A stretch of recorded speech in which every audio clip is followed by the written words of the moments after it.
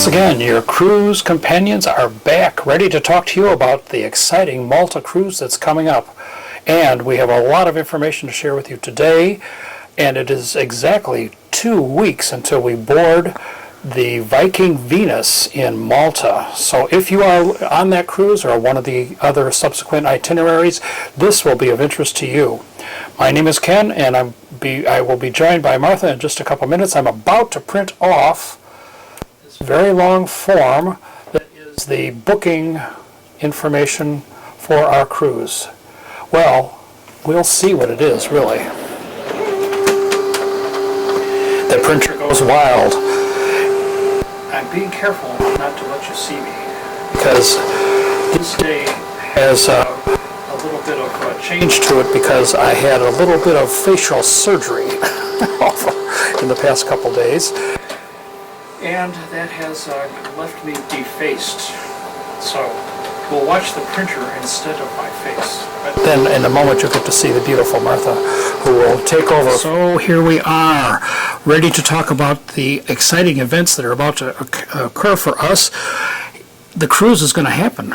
We've got the tickets now, we've got the documentation, everything seems to be coming through as we expected, but there are a few wrinkles due to COVID. We're getting very excited, but there are always bureaucratic details to take care of, much more than before from our previous cruising experience. Even though Ken printed a lot of legal boilerplate that you do not need to print, he also printed 21 pages. Our booking summary, yes. Which again also summarizes for you passport and visa information, not very important for American citizens, reiterating that you need to fill in your emergency contacts and your passport and all that, and confirming if you've made any bookings on board the ship, your shore excursions, if you've booked any meals in the restaurant. That's all on this And spa. petite piece of paper. Now, we should mention that this is the packet of information that we were expecting. We mentioned it last time, and so this is how it's coming. It came as attachments to an email, so be very careful. It came exactly 2 weeks before the departure. So now that we are one day into that, today is July 1st, we are feeling pretty good about the fact that they are expecting us. That we'll be going. Yeah, we'll be going. Well, it was we were up in arms about this. We didn't know, really. Especially when they canceled the cruise ahead of us. That made us wonder. The Iceland cruises are going great guns, and so they've done those, and so that's kind of a practice for this. And so it looks like we are really going to be traveling about 2 weeks from today. So in addition to the 2 emails that generated all this paperwork we just printed, we got a much more important email from Viking 2 weeks before departure, telling us that we needed to download the VeriFLY app. This app is used by American Airlines and perhaps other travel organizations as well to kind of consolidate the vaccine paperwork stuff that you need so that they do not need to do so much typing when you are checking in. We have heard horror stories of people standing in line for hours while the poor agents try to do all these new regulations that they need to do to verify that you are healthy and will be allowed into the next country that you're traveling to. So this app is going to try to consolidate and pull together all of the information that the airline will need. No, I should say that differently, that Viking will need. Yes, our airline is not American, so our airline, of course, at United is doing something totally different. We'll talk about that a bit later. We have not completed the VeriFLY app yet ourselves, but we can tell you that it looks like we can do it as a family, and it requires the vaccination information that you're finished getting vaccinated, and you seem to enter that yourself rather than drawing it from some other electronic source, which worried us because the information is stored in so many different places in our country. So we will talk to you again once we have actually done the VeriFLY app process. We aren't there yet. But we did get in the email, we did get a description, a fairly detailed description about exactly how to go about filling out the form, filling out the account information for VeriFLY. So for us, it's 3 pages worth of fine text, and it gives you step-by-step directions. Somebody did post this email, the contents of this email, on the Cruise Critic website, on the Cruise Critic board. For Iceland, yeah. Yes, well, they had it for Iceland, but this Right. does not have anything specific to. Right, And and of course, at the top there, you have to get the app first. So don't look for any of this on the Viking website. It's not there. Where you go to that far as section I know. where it says what you need to know before you go, that's the usual boilerplate stuff that you would always see before a cruise.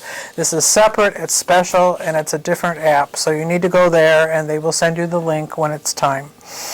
And much of the information can't be filled out until just before you leave. Well, because part of it requires a PCR test for admittance to the country. Yes, we went to test the PCR and how this test goes. We haven't had a COVID test in a long time, so over a year, so we wanted to see how the COVID testing is going. Last time, you had to stand in line and get your car, and there was all sorts of testing rigmarole to go through, but we went for a free COVID test, and it was free. They actually did, in this area, we drove just a few miles, and they did the test, 2 tests on the spot. They did the antigen test. You get the results back in 5 minutes, Which you get the results back but it's very only quickly. 70% accurate. And then we also got free the PCR test, which is the one that you need to get into Malta. And that test took, for us, it took about 36 hours to get the results. And It came as an email. Yes, it came as an email, and I have a certificate someplace. One of these pieces of paper is a certificate that says that I've gotten the test. But you could get a more rapid form of that. You could get your test back results back much more quickly if you wanted to pay some extra bucks. And it was to the tune of $125 each. You could get it back same day. What we are contemplating doing is going to another location where they offer 24-hour for free as part of our insurance. So we're looking at getting the PCR test 72 hours before we arrive, and that's kind of, there seems to be a cutoff there, that 72 hours is key, and then we will get the results the next day, so that'll be 48 hours, and so we'll have the results 48 hours before we leave, and that should get us into Malta and through Germany, which is our intermediate stopping point. We should ask that the test we have already taken also asked for insurance information. I expect they're trying to recoup some of their administrative costs in helping us the day that we went there. The other thing that you want to think about not only is getting to Malta and getting into the country, but getting back out and coming home again. Mm-hmm. And this is, again, a constantly changing situation, but right now it looks like that what you will need if you are fully vaccinated to get back into the United States is that antigen test, which can be done very rapidly. I suspect it can be done at the airport. I believe they're also doing it on the cruise ship, so that should be more easily taken care of, except for people like us who are staying on in Malta a few more days, because again, timing is critical. And you start thinking about what time is it there? Is it tomorrow already by the time we get there? It's just a lot of stuff to worry about.